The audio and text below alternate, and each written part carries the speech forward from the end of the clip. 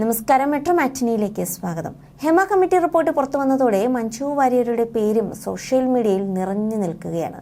ചില നിർമ്മാതാക്കൾ WCC അംഗങ്ങളെ തന്റെ സിനിമയിലേക്ക് ഉൾപ്പെടുത്തുന്നില്ല. അത് അമ്മ സംഘടനയെ ഭയന്നിട്ടാണ്. WCC രൂപീകരണത്തിന് മുമ്പ് നിരവധി അവസരങ്ങൾ ലഭിച്ച ഒരു നടിക്ക് WCC അംഗമായ ശേഷം അവസരങ്ങൾ ഇല്ലാതായെന്നും റിപ്പോർട്ടിൽ പറയുന്നു. മാത്രമല്ല, WCC സ്ഥാപക അംഗവുമായ ഒരേ ഒരു അംഗത്തിന് മാത്രം കൈ നിറയെ നിരവധി അവസരങ്ങൾ ലഭിക്കുന്നുണ്ടെന്നും റിപ്പോർട്ടിൽ പറയുന്നു. ഇവർ മാത്രമാണ് സിനിമാ രംഗത്ത് സ്ത്രീകൾക്ക് പ്രശ്നമില്ലെന്ന് ആവർത്തിച്ച് പറഞ്ഞത്. സിനിമാ രംഗത്ത് സ്ത്രീകൾക്കെതിരെ അതിക്രമം നടന്നത് താൻ കേട്ടിട്ട് പോലുമില്ല എന്നാണ് ഈ നടി പറഞ്ഞത്.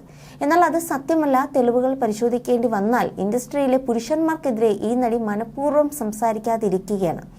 മലയാള സിനിമാ രംഗത്ത് നിന്നും പുറത്താകാതിരിക്കാനുള്ള സ്വാർത്ഥ ലക്ഷ്യം മാത്രമാണ് ഇതിന് കാരണമെന്നും റിപ്പോർട്ടിൽ പറയുന്നു. ഹേമ കമ്മിറ്റി പരാമർശിക്കുന്ന നടി ആരാണെന്ന് വ്യക്തമല്ല. എന്നാൽ ഈ നടി മഞ്ജു വാര്യരാണെന്ന് സോഷ്യൽ മീഡിയയിലെ സംസാരം. മഞ്ജു വാര്യർക്ക് മാത്രമാണ് തുടരെ സിനിമയിൽ അവസരം ലഭിക്കുന്നത്. മലയാള സിനിമയിൽ സജീവമായി നിൽക്കുന്നത് മഞ്ജു വാര്യർ മാത്രമാണ്. മറ്റുള്ളവർക്കാർക്കും മഞ്ജുവിനോളം അവസരങ്ങൾ ലഭിക്കുന്നില്ല എന്നും അവർ ചൂണ്ടിക്കാട്ടുന്നു. തങ്ങൾക്ക് അവസരം നഷ്ടപ്പെട്ടിട്ടുണ്ടെന്ന് WCC അംഗങ്ങളായ പാർവതി തിരുവോത്ത്, രമ്യ നമ്പീശൻ തുടങ്ങിയവരെല്ലാം പലപ്പോഴായി തുറന്നു പറഞ്ഞിട്ടുണ്ട്. ഇപ്പോഴിതാ തനിക്ക് നേരെ വരുന്ന വിവാദങ്ങൾക്ക് മഞ്ജു മുൻപ് പറഞ്ഞ വാക്കുകളാണ് ഇപ്പോൾ സോഷ്യൽ മീഡിയയിൽ വൈറലാകുന്നത്. ആളുകൾ കരുതുന്നത് ഞാൻ ഡിപ്ലോമാറ്റിക് ആണെന്നോ ഉത്തരം പറയാൻ മടിക്കുന്നു എന്നോ ആണ്. പക്ഷെ അതല്ല സത്യം. ഫേവറേറ്റ് ആയ ഒരാളെ തിരഞ്ഞെടുത്താൽ ഞാൻ എന്നോട് നുണ പറയുകയാണെന്ന് തോന്നും. എനിക്ക് ഈ നടനെയും നടിയെയും ഇഷ്ടമാണല്ലോ എന്ന് ചിന്തിക്കും. അതുകൊണ്ടാണ് ഫേവറേറ്റ് സെഷൻ എനിക്കിഷ്ടമല്ലാത്തത്. പൊതുവെ ചോദ്യങ്ങൾക്ക് ഓരോ ഫോർമാറ്റിലായിരിക്കും ഈ ആക്ടറുടെ കൂടെയുള്ള മറക്കാനാകാത്ത അനുഭവം എന്നൊക്കെ.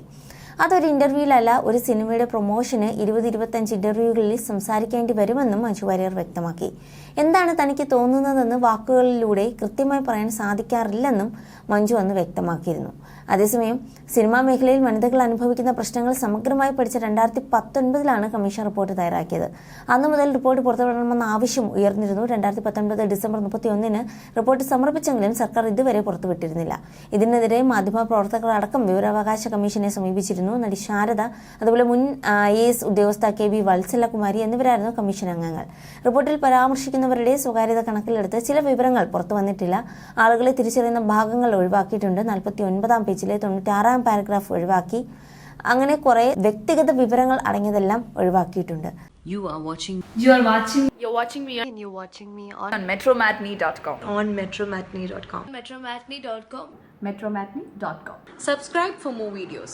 Subscribe here for more videos. Subscribe now. Thank you.